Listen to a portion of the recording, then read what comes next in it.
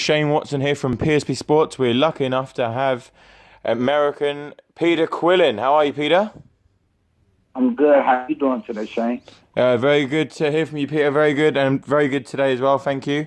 You've had a great career, a great amateur career, Peter. I mean, former WBO middleweight champion. You fought some very, very high-end good fighters in your career. An undefeated Hassan and Dam that you beat quite comfortably. You've got a draw against Andy Lee. You've beaten Gabriel Rosado, Fernando Guerrero, Lucas Consoni. You've also beat the likes of Billy Joe Saunders in the amateurs. So you've had a very good and experienced career, shall I say.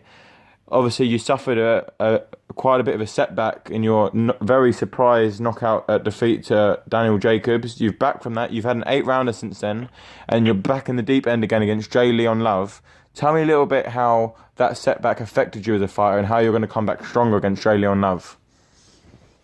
Well, I'm campaigning at a different weight, 168 pounds.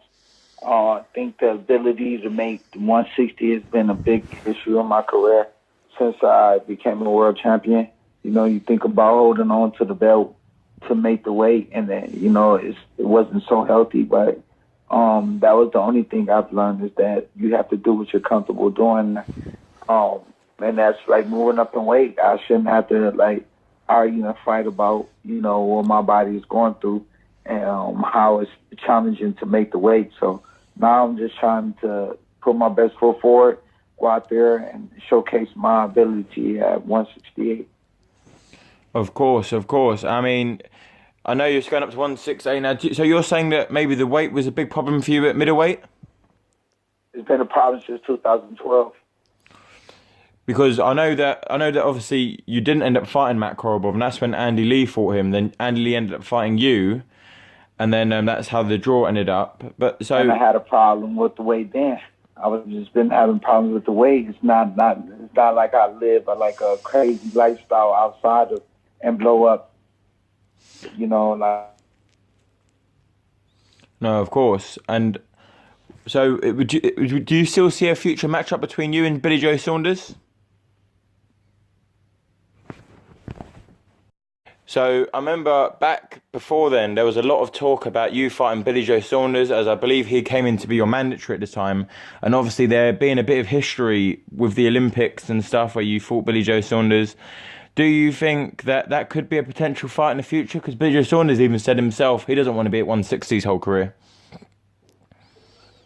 I mean, it's meant to be then, of course, but I don't be around here picking and choosing and thinking, oh, I'm going to be fighting. You know, it's about the business of the boxing. It should take a lot for a lot of fights to get made and done, and you know what I'm saying? So, and I respect Billy Joe Saunders a lot. He's the type of fighter that people don't give him a lot of credit for what he has done in his career, and I do.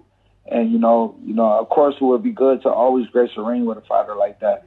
So, but altogether, you know, when it's a time and it's a place, then so be it. Then, you know, I'll focus on it then. But right now, you know, J. Leon Love is my only focus, and I'm just staying focused on what's at hand. Would you say J. Leon Love is in a similar position to you? Obviously, I know he's not a former world champion or anything like that, but J. No. Leon Love he's not maybe had the opportunities that maybe he should have had, and now you both got an opportunity against each other.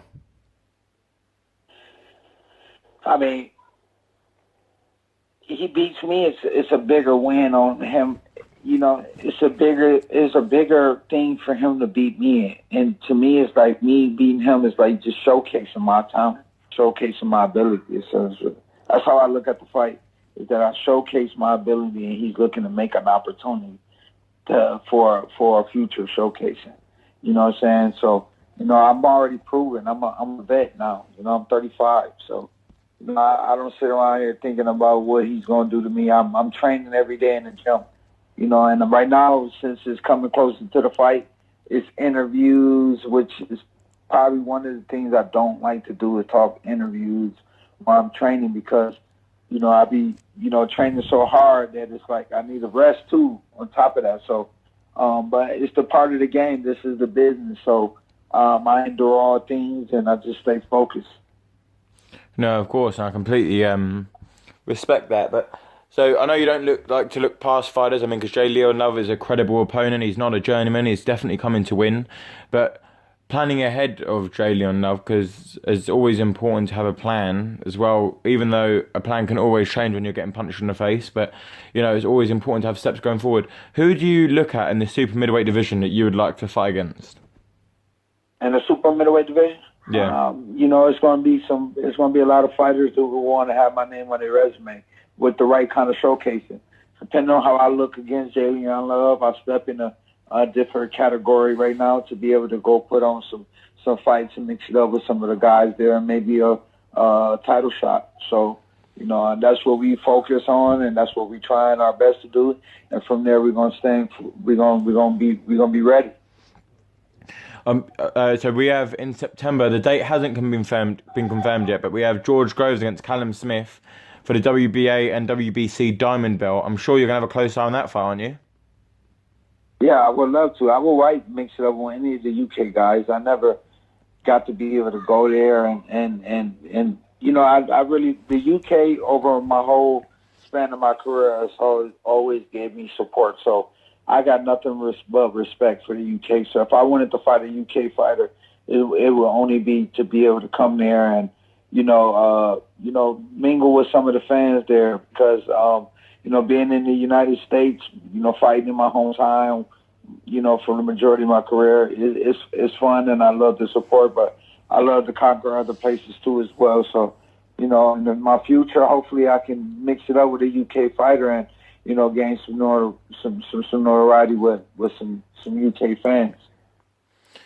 And to talk about the US scene a little bit, it's changing up a little bit. I know you must know about Eddie's Hearn's new deal, TV deal with DAZN, the online streaming service, and he's slowly racking up a lot of American fighters at the moment.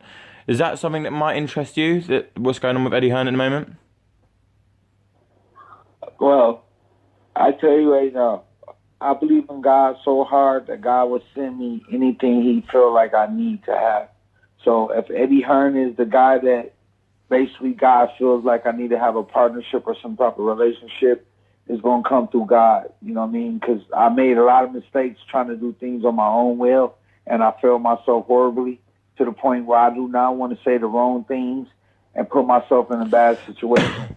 I've been in so many up and down periods in my life that I feel now is the only time that I've been feeling at peace and at comfort, even when I have to make the decisions, that I can make easy decisions because it is based on my family and they depend on me. So if Eddie Hearn is meant to be, then so be it. But I definitely like what he's doing to be able to put a lot of light, some eyes on boxing by the deal that he's made. And hopefully he's very successful with what he's doing. But, for right now, Jay Leon Love will open up all the opportunities I'm going to need. Of course. I mean, to be fair, funny enough, we talk about the supermate division and Brits on the scene because Brits are really thriving in the British are really thriving in the supermate scene moment. As we had Rocky Fielding recently, who stopped Tyron Zhu. Did you get the chance to watch that fight, Peter? Well, with Rocky Fielding and Tyron Zhu for the WBA regular title. No, I haven't. To be real, I'm such a family man. Everything I see is them all the time. So I catch boxing, not as much as I would like to, but like when I do get to catch it, I catch some good fights. But other than that, I'm just kind of like in the gym all the time. If you see on my social media, it's like I'm in the gym. That's where I live at. So I don't really get to see anything else. I don't even read the stuff online. I don't know what's going on. Kind of like on the moon right now. Oh, fair enough. And also, in your old division, the middleweight division, we have one of the biggest middleweight fights of all time coming up, a rematch, Triple G and Canelo. What's your thoughts on that fight? And do you believe that Canelo should be allowed to fight regarding the performance-enhancing drugs that the test he failed back in March, April, I believe? I think Canelo shouldn't let Triple G's team get to him. He did a very excellent job the last fight. When they said he was going to get knocked out, he didn't get knocked out. He put on a good showcase and made me respect Canelo a lot more than I did before. And the kid can fight, and I think he got some good moves. And I think he could pull out the victory in this fight. but it's always going to be that shade of him, whatever his little thing with the Garuda that puts a little taint in the whole process. But Triple G is definitely a powerhouse. He always will be. He's getting older up in age, so I would like to see how he holds up in this fight with Canelo, being a younger guy. No, of course, it's a great fight that we're all really looking forward to seeing at the moment. And also, fellow American Deontay Wilder and Anthony Joshua have had a bit of a spat recently over social media and interviews back and so forth. I'm sure you've seen a little bit of that. What's your thoughts on that fight not happening? Do you think there's any particular party to blame, and do you think that fight will happen next year?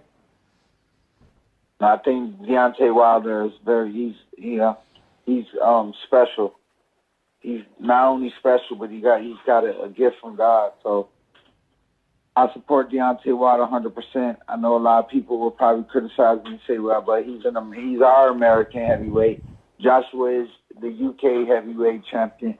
It'll be a top quality fight, and I think it should definitely happen. And I think it will happen right on the right time. The back and forth of the money Deontay Wilder did provide the money that he was looking for and got it. If he did that, then kudos to him. I believe that right there shows a big sign of having big people around you that support you, that's willing to put the money out there. And where do you rank Tyson Fury amongst those heavyweights? Do you think he'd come up there and upset the odds against either guys? I would like to see Tyson. We haven't seen him on that top level fight in a long time, against a top level guy. In a while, but I like his personality.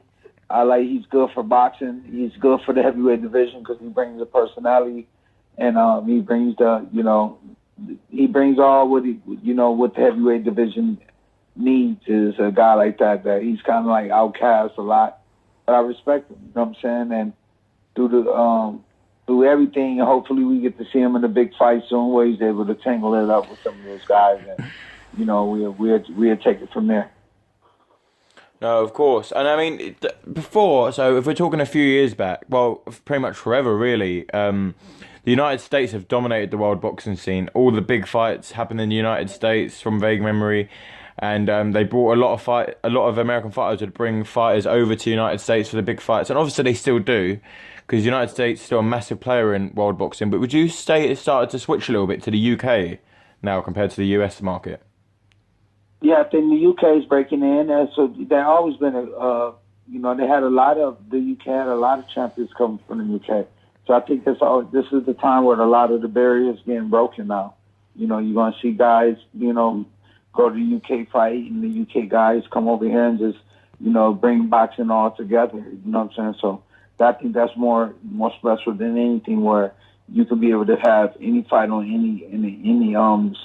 any turf, and it does well. So I would like to maybe go up to the UK and fight one day. That's always been my dream. Yeah, for sure. I mean, a win with Jalen Love for sure would put you in the top 15 in some kind of world governing body, wouldn't it? Maybe fight Chris Eubank. What you think? Yeah, that's an exceptional fight. I mean, especially with your style as well, that could definitely be a fight that would be very good for the fans. And Chris Eubank needs another fight coming up soon as well. I think he fights on the World Boxing Super Series final undercard, I believe, in a 10-rounder. But then after that, you would both be free for a fight, wouldn't you? So yeah, I would love to do that. That sounds like a good quality fight for me to maybe bust into the UK market. Of course. I mean, that's what I'm saying. There's a lot or of... even James DeGale. What about James DeGale? Yeah, James DeGale is another guy who hasn't got a fight at the moment. He hasn't... I know he vacated his IBF title, so he's definitely another guy that's free to fight from the UK, super middleweight as well. And like I said, Rocky Fielding, who's the WBA regular super middleweight champion. He just beat Tyron Zager. He's another British super middleweight who's just won a world title.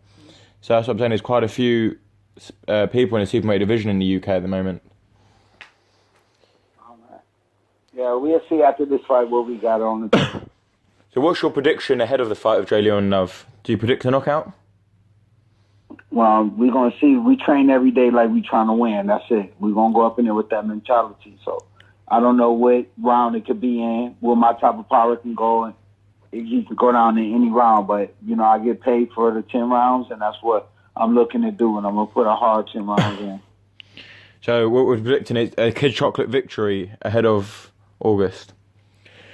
If I can knock him down, it'll be my 36th knockdown in my whole professional career. Okay. Well, thanks for talking to us today, Peter Quillin. We really appreciate your time. I want to wish you the best of luck ahead of fight night, and hopefully we can catch up with you again soon. Thank you, Shane. Thank you to UK for all y'all support and all y'all love. Hopefully I get to come see y'all soon. All right, thanks, Peter.